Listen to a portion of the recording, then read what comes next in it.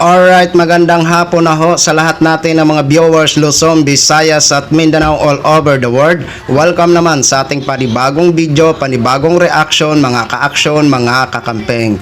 Eto na, ang sakit ng buwelta o risbak ni Ma'am Cielo Magno sa isang DDS vlogger na kung saan nga ho mga ka-action ay pinagbintangan o pinaratangan ito si Ma'am Cielo at saka si Ma'am Lovely Granada. Way back muna tayo konti. 'Di ba nagkaroon ho tayo ng protesta doon sa harap ng Senado noong May 13. So ano ba ang panawagan natin doon? Litisin si Sara Duterte, arestuhin si Bato de la Rosa, na kung saan nga ho ay nakasama natin dahil live coverage ho tayo doon. Nakasama ho natin sila Ma'am Cielo Magno, sila Ma'am Lovely Granada at ang iba pang mga personalidad. Kitang-kita ko ho kung paano nagtiis sa tirik ng araw sila Ma'am Cielo Magno at saka si Ma'am Lovely Granada para makiisa lang sa nasabi nating mga panawagan na litisin si Sara at arestuhin si Bato de la Rosa. And the following day, may napanood ho tayo na kung saan isang DDS vlogger nga ho ang nagkalat ng fake news sa kanyang social media platform. At eto na nga ho, ito si Waray. Oo, si Kuya Waray. Na kung saan nga ho, isinupalpal ho natin. Sino ba ang nakapanood nun? Dito sa ating programa, naging vlog ho natin, ginawa natin ng reaction. Na kung saan ang hatol natin, fake news.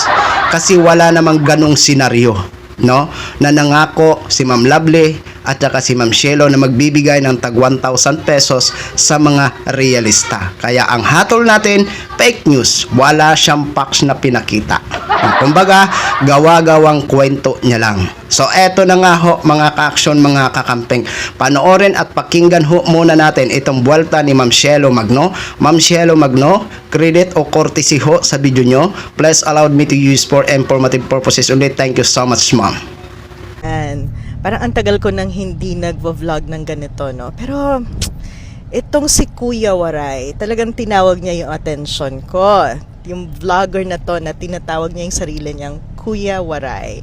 Ang totoong pangalan niya, Lawrence Luntaga. Kasi akala niya yata hindi ganun kadaling mahanap ang online profile. Itong si Kuya Waray, sinasabi niya, kami daw ni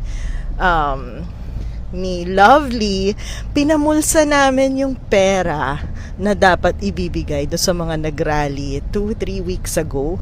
Sa totoo lang, di ko na kailangan sagutin to kasi hindi naman nga namin kailangan magbayad para mag-rally.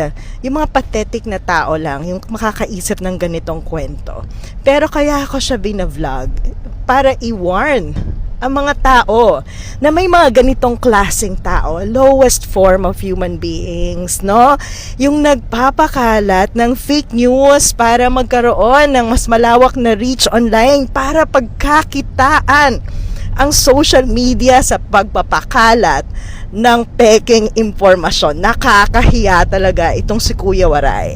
At gusto ko siyang i-vlog ngayon kasi ang nakakatawa, if you look at his profile, itong si Lawrence Luntaga, he would claim na member pa siya ng CCF Pasig. Ano tong CCF Pasig? Christian Church po ito.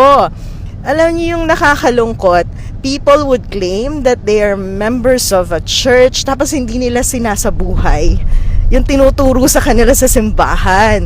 And instead, talagang pagkakakitaan nila yung pagpapakalat ng peking impormasyon. Ang tawag sa mga taong yan, lowest form of human beings. At sinasabi ko ito, wina-warningan ko kayo, check kung sino yung mga fina-follow nyo online. Kasi yung mga iba dyan, talagang ginagawang hanap buhay ang pagpapakalat ng fake news. Tapos kunwari, bombastic, bongga, yung pagsasabi nila sa pamamagitan ng pagmumura.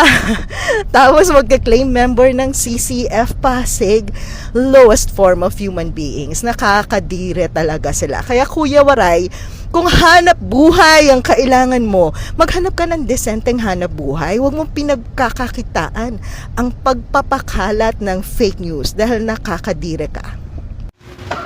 O ano na Lawrence o Kuya Waray, masakit di ba?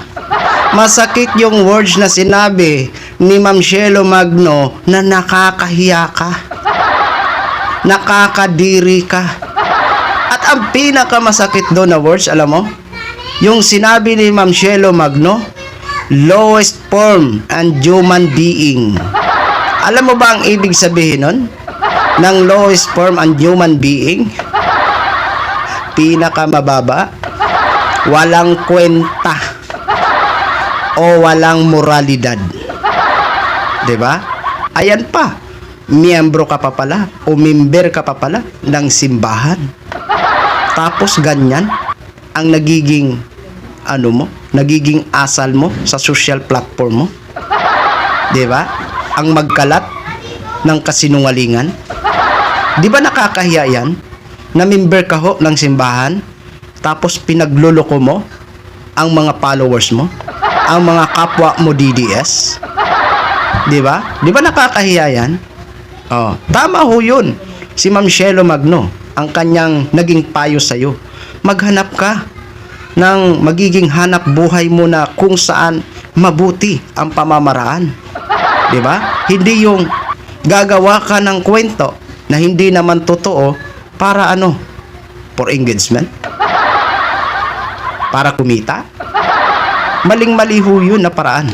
'Di ba? Pwede naman tayo mag-vlog, no? As political vlogger, pero magsabi ng katotohanan lamang. 'Di ba? Hindi yung gagawa ka ng platform, tapos kung ano-anong kwento ang gagawin mo para mag-viral. 'Di ba?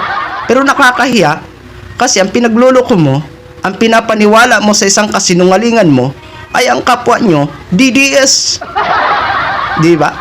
Oh, masakit man ang sinabi ni Ma'am Shelo Magno. Pero yan naman talaga ang totoo. Di ba? At tama lang ho yan. Para na sa ganun, ma-realize mo ang mali mo. Di ba? Oh, yun lang ho, mga ka-action, mga kakampeng. Gin-share ko lang ho sa inyo yan. Maraming salamat ho sa ating mga viewers Luzon, Visayas at Mindanao all over the world. Ako po ang inyong lingkod, si The Action Man. Have a good day, everyone!